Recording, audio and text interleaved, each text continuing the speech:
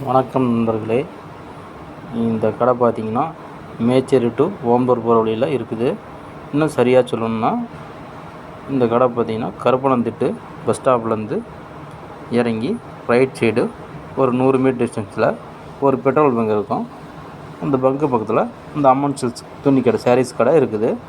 இது யாருன்னா நம்ம அண்ணா சசிகுமார் கடை புதுசாக ஓப்பன் பண்ணிருக்கிறாரு.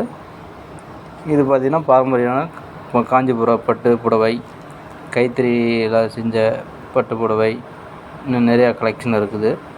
அது மட்டும் இல்லை, விலையும் பார்த்திங்கன்னா மற்ற கடையோட கம்பேர் பண்ணும்போது ரேட்டும் குறைவாக இருக்குது.